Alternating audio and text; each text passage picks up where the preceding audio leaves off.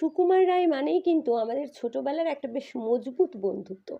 তো আজকে সেই সুকুমার রায়ের লেখা একটা মিষ্টি কবিতা, কবিতার নাম ভালো ছেলের নালিশ।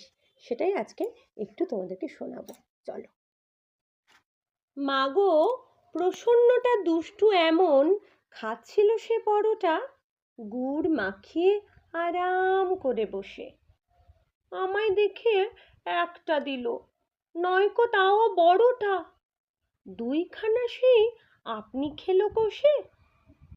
তাইতে আমি কান ধরে তার একটুখানি পেঁচিয়ে কিল মেরেছি হ্যাংলা ছেলে বলে।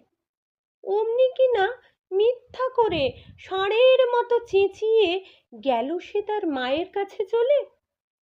মাগো, এমনি ধারা শয়তানি তার। খেলতে গেলাম দুপুরে, বলল এখন খেলতে আমার মানা।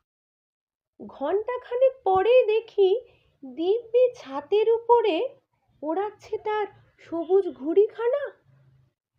তাইতে আমি দৌড়ে গিয়ে ঢিল মেরে আর খুঁচিয়ে ঘুড়ির পেটে দিলাম করে ফুটো।